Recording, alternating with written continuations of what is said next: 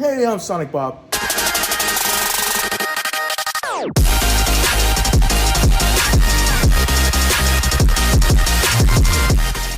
Bobby.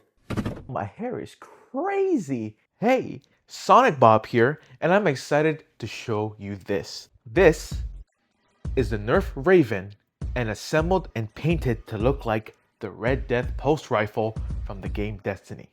The Red Death is a burst rifle that gives health back to the player after every headshot kill, and it was my favorite gun in the game. Yes, there's a replica out there. I wanted to do this on my custom Rayven. After a few games, you can see it has some battle damage on here, so it has personality now. So let's jump in from the beginning. I guess we're modding this today. Dang. Let's go.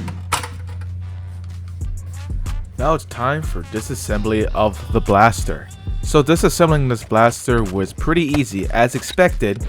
So I'm just learning how the mechanism works first, then I started unscrewing things to get ready for painting. These pieces ain't needed unless you want it for some reason. So I'll be using like a matte grayish and put purple over it. I'm hungry as shit, yo. The fuck is this? I got the wrong sandwich. I don't want that. What I have here is a Rayven mod kit. Description down below. Here's some 3S Krakens. Installing the motors into the cage. And soldering in the correct orientation.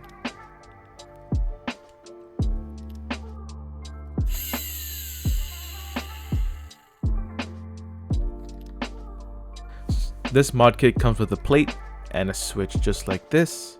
The plate looks like this, and it fits in one way, just like this. And the switch goes here, and it shows you where you would need to trim. Add super glue here so the switch doesn't move. Even though it has pegs on it, you may risk the switch coming off if hit too hard.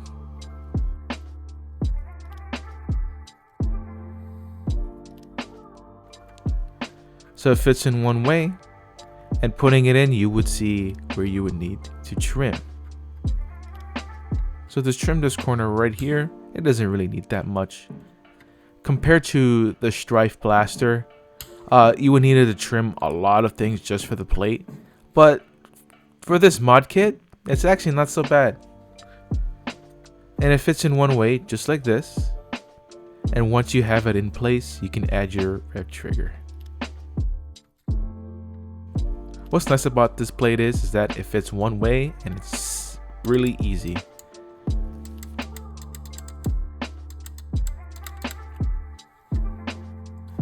We should have done this first. We should have trimmed the battery tray. Keep it flat as possible, just like this.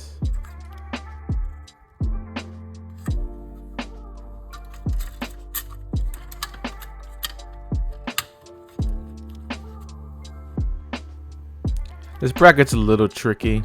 I just kept moving it around until it's just fitted in itself.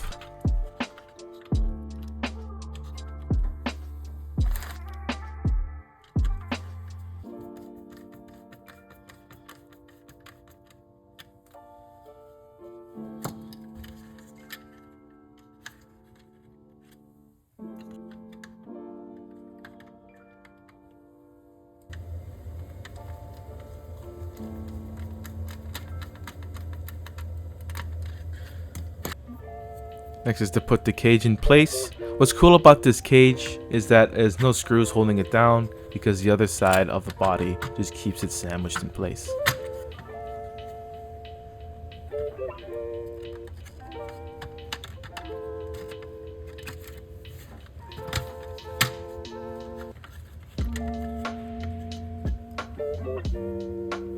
So here's how I put the red wire here. Make sure that the red wire is not rubbing against the flywheel and up to the battery. I recommend drilling a hole in the bottom of this corner because all the wires would feed into there.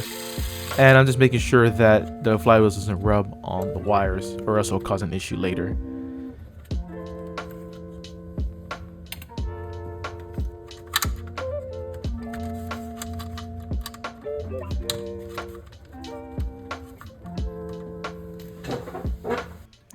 So I have it connected to an XT30 connector, and don't forget your jam door as well. I had this thing closed up and I realized that I forgot to put this on earlier, so don't forget that. And close it up. It should be ready for the next step.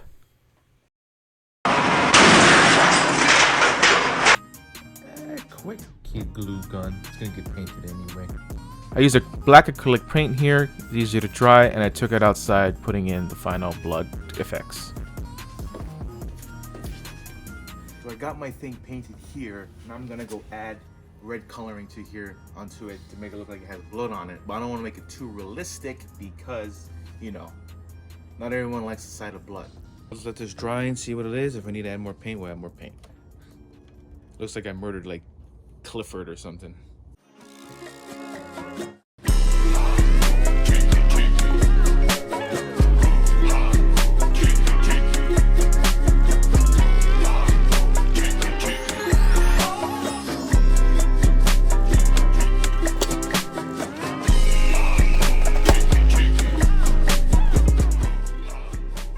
So after using this blaster during the mob battle, I had so much fun using it. There was no issues even after modding and sliding around all day. To the people who says that the Rayven is their favorite blaster of all time, I can see why. Happy holidays!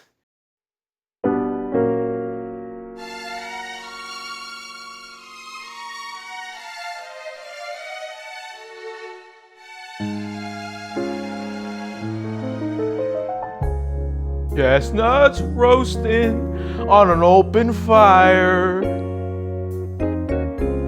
Jack Frost nipping at your nose. Yuletide carols being swung up by a choir. And folks dressed up like Eskimos.